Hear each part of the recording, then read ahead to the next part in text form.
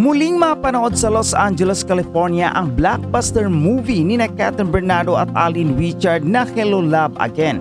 Bahagi kasi ang nasabing Catherine movie sa 2025 Manila International Film Festival o MIFF na magaganap simula January 30 hanggang February 2 sa TCL Chinese Theater.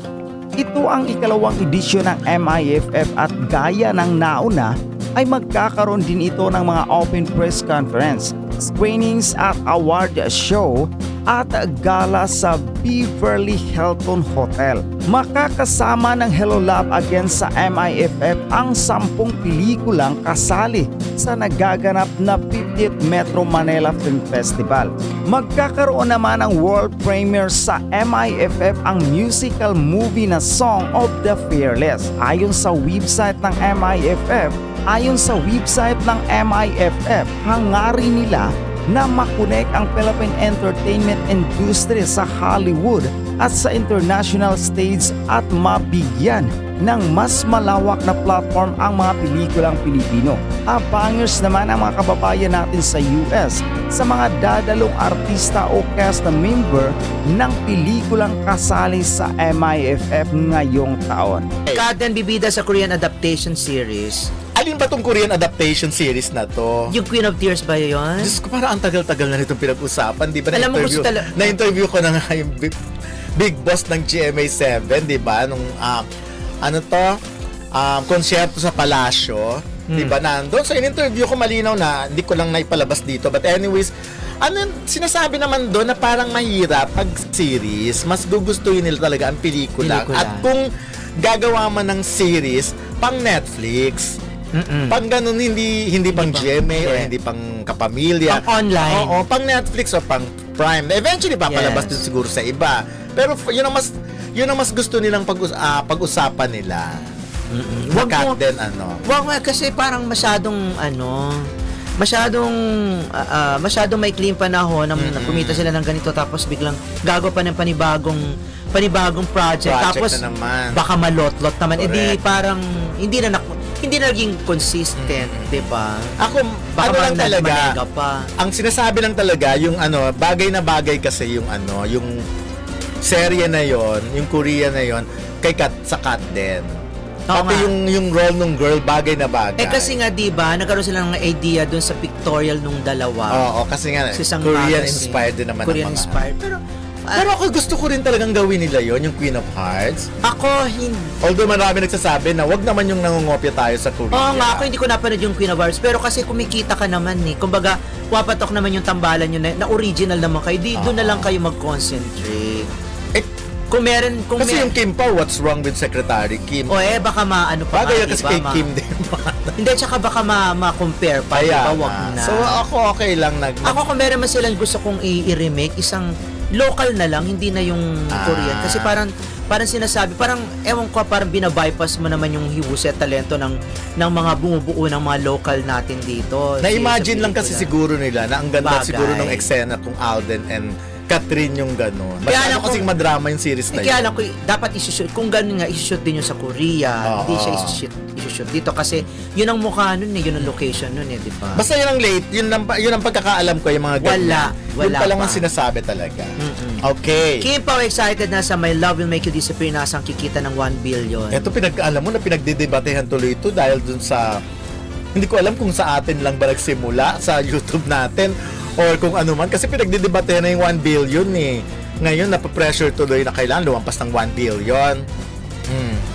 Supportahan nyo, mga Kim pa. Alam ko yung Queen of Tears nga yata yun. Kaya lang, yan din naman eksakto yung tinanong namin kay yung Kat din yan, tinanong ko kasi, hindi ko kasi pwedeng banggitin yung pangalan ng lady boss. Basta yun, pinag-usapan, pero sinabi parang wala sa plano nila yun.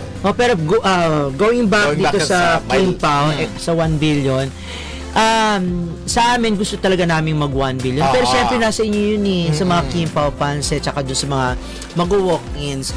Ngayon, gusto ko lang sana anuhan na yung Star Cinema kasi dapat pukpukin na ngayon. Kasi pinakahuling teaser kasi hindi na nasundan Diba yun na yun, nagtapos na yun dun Baka naman hindi pa tapos yung pelikula ginagawa. Pero dapat meron katulad diba noon Katulad nun, sinushoot pa lang yung isang pelikula, isang teleserye, di ba? Noon, di ba? Meron na kaagad mga teaser na lalabas.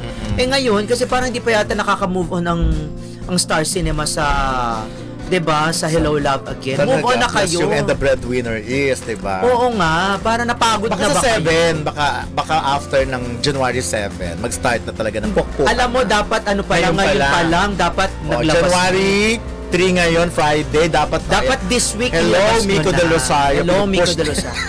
Oo nga, alam mo baka sabihin... Pinupukpuk na ni Ray Pumaloy, ang Star Cinema. Kasi baka nga sabihin ng mga Kim Pao fans, kasi po hindi nyo po pinupos, hindi nyo pinopromote ng gusto, hindi katulad nung dati. Di ba katulad nung nagsushooting pa lang, meron na naglalabasan na kaagad ng mga resibo. Ngayon, di ba walis? Pero alam mo, naiintindihan ko rin kasi yung pagod din ng Star Cinema Yung magkakasunod ng Hello Love Again and the Breadwinner is talagang the same yung klase ng promo, yung maglilipot sa iba't ibang lugar. Nararamdaman ko, pero at saka ang hirap din kasi, yung kung ikaw si Miko, yung biglang-bigla na-reach mo yung 1.7 billion, yung sa career mo, narating mo na yung gano'n, nakapagbenta kayo ng gano'ng pelikula. So, malaking challenge. Dalawa lang yan, malaking challenge sa'yo na kailangan malampasan yon, or feeling mo okay na ako sa 1.7 billion. Okay, siguro hindi na sila masyado nag-effort dahil okay na sa 1 billion. Wala mo sinabi okay na sa 1.7 billion. Sinasabi na tanong ko lang. Yun nga na nakukulangan talaga ako Ayan, dapat Nico, kasi nakukulangan daw talaga. Kahit naman yung mga fans na iba yung Christmas season kasi naglabas kayo ng teaser. Lumagpas ang 1 linggo, 2 linggo, wala nang kasunod. Ano yun? Kahit malapasilip to sa mga behind the scene, walis. Di ba ganyan din naman ang ginawa dun sa Diyos Lia? Okay. Di ba? Nag-ano din naman sila, naglabas din sila ng mga behind the scene.